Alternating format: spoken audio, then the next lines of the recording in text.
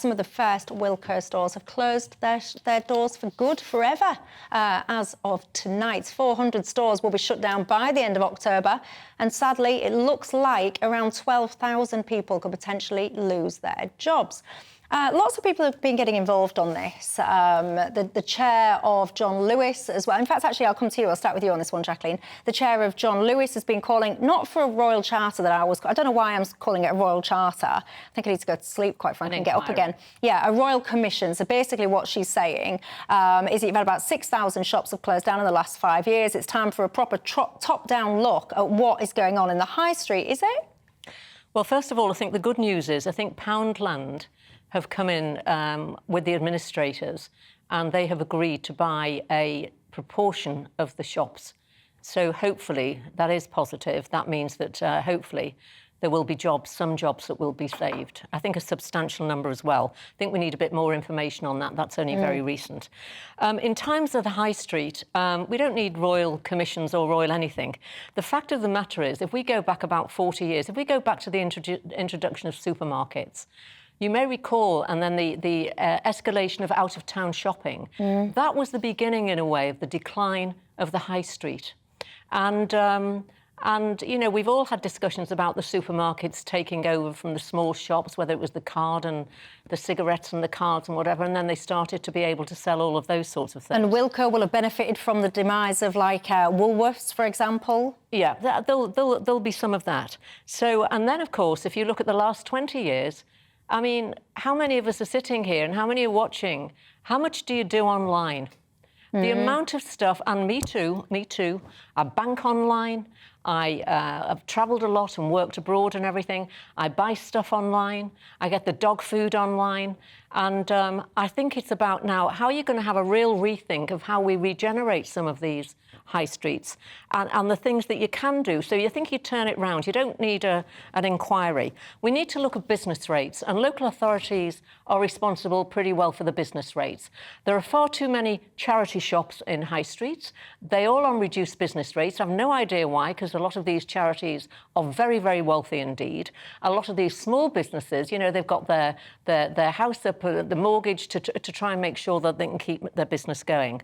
So there's got to be a real rethink on this. So the councils need to look also, oh, you can't park anywhere, you can't drive in anywhere. So they've made it difficult also for families to come in and do their shopping around the high street. So they need to be able to look at that and make it, you know, a reasonable price as well. They could widen pavements and things to make sure it's a little bit al fresco. So you're coming in to do a bit of shopping, let's go to the cafe. And I think there are a number of things that could be done and are not being done. They are being done in some places because we're not going to be able to turn the clock back.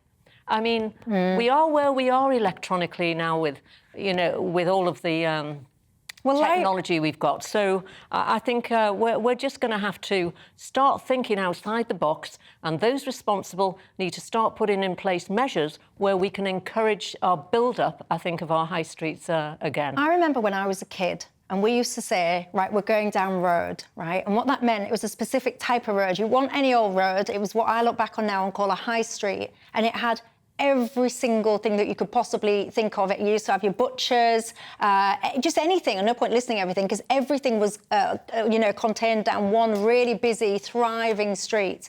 It's not like that anymore for a variety of reasons that Jacqueline, for example, has still, you've just been pointing out. So do you think we're a little bit misty-eyed about, oh, you know, revive the high street, keep the high street, help the high street? Has life just moved on?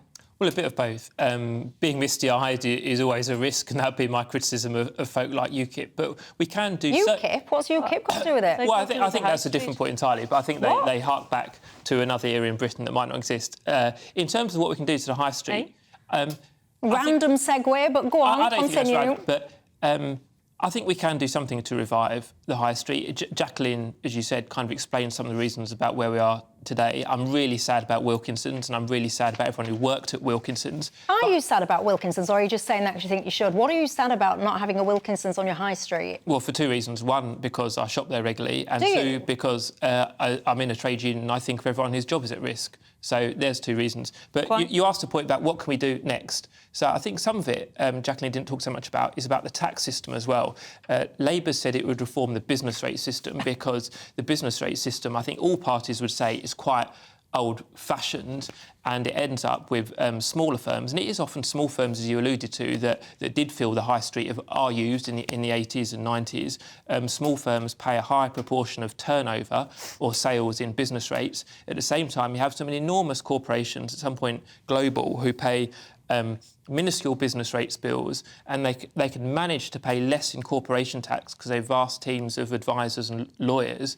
And then thirdly, there's online sales. Well, clearly, internet shopping's not going to go away, is it? We all like to shop online. It's easy. You can browse around. Sometimes it's cheaper.